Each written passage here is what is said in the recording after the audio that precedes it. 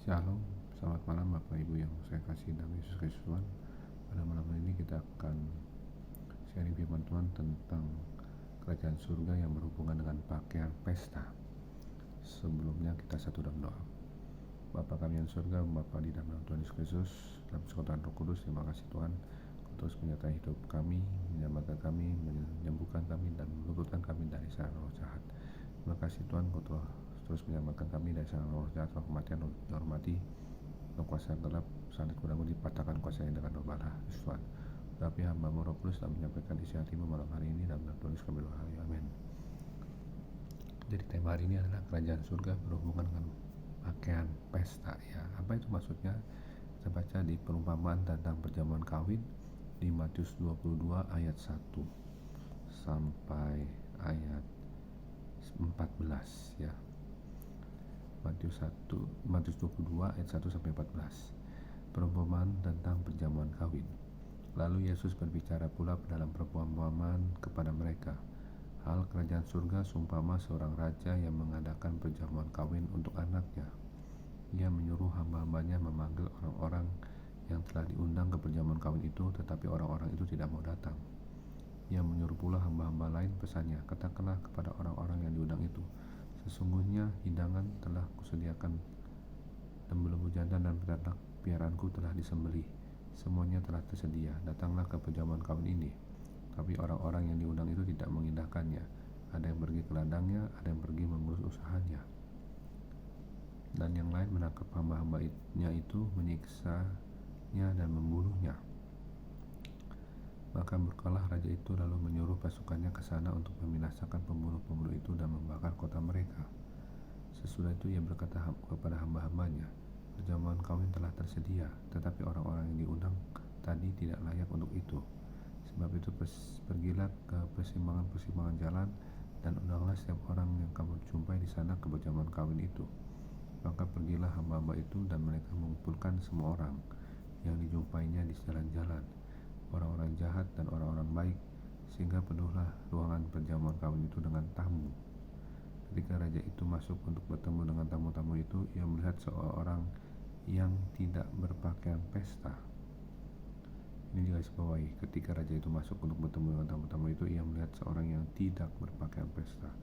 Ia berkata kepadanya, hai saudara, bagaimana engkau masuk kemari dengan tidak mengenakan pakaian pesta? Tetapi orang itu diam saja. Lalu kata raja itu kepada hamba-hambanya, ikatlah kaki dan tangannya, dan campakkanlah orang itu ke dalam kegelapan yang paling gelap.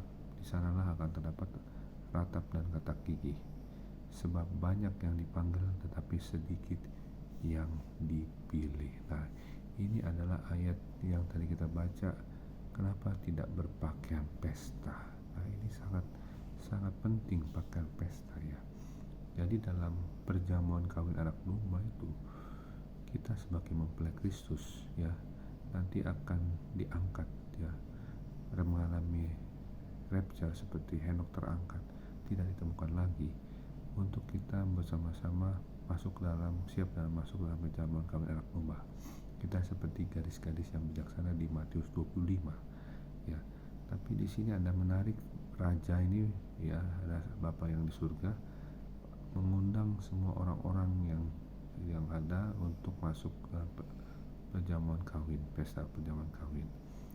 Karena sebelumnya ada yang diundang tapi urusannya dengan urusannya masing-masing, sampai ada yang membunuhnya.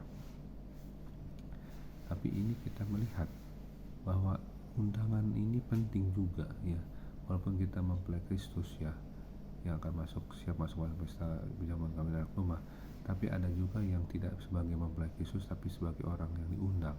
Ini ada hubungannya dengan Wahyu 19 ayat 9. Lalu ia berkata kepadaku, tuliskanlah, berbahagialah mereka yang diundang ke perjamuan kawin anak domba. Katanya lagi kepadaku, perkataan ini adalah benar, perkataan-perkataan dari Allah. Diundang aja sudah berbahagia. Tapi menariknya di sini tidak ada satu orang yang tidak berpakaian pesta. Ya, karena pakaian pesta ini penting sekali, karena kita sebagai mempelai Kristus juga mengenakan pakaian yang di Wahyu 19 ayat 8, dan kepadanya dikaruniakan supaya memakai kain lanan halus yang berkilau-kilauan dan yang putih bersih. Dandan halus itu adalah perbuatan-perbuatan yang benar dari orang-orang kudus. Jadi kita mencerminkan perbuatan-perbuatan yang benar dari orang-orang kudus, artinya perkataan kita, pikiran kita, perbuatan kita itu benar, tidak ada celah, tidak ada cacat. Jadi ini sangat-sangat diperhatikan bahwa perbuatan-perbuatan itu menggambarkan pakaian. Jadi kalau kita berpakaian pesta, berarti perbuatan-perbuatan itu tergantung dari pesta apa. Ini kan pesta perjamuan kawin anak domba, perkawinan anak domba. Jadi kalau namanya perkawinan anak domba, pakaian pengantinnya aja pakaian yang kandangan halus yang berkilau-kilauan dan yang putih bersih, apalagi yang undangan ya, harus mencerminkan orang-orang yang kudusnya Tuhan juga ya. Makanya ada dari firman Tuhan bilang banyak yang dipanggil, sedikit yang dipilih. Makanya sudahkah kita mencerminkan perbuatan-perbuatan yang kudus, yang perbuatan benar yang benar dari kita, orang-orang kudus, benar-benar kudus. Maka mintalah kita seperti Wahyu 22 ayat 11, kalau kita orang mau kudus terus, dikuduskan terus, ya kita dikuduskan terus. Amin. Kita 1 dan 2. Bapa di surga, terima kasih Tuhan, kami mau dipersiapkan oleh Roh Kudus menjadi mempelai-mempelai Kristus Tuhan, yang berkenan, bijaksana, murni, suci, kudus, tidak bercacat, tidak bercela, bernoda. Tapi kami juga menyatakan Tuhan bahwa orang diundang dalam perjamuan kawin anak domba juga harus berpakaian pesta, artinya berpakaian yang kudus, yang mulia.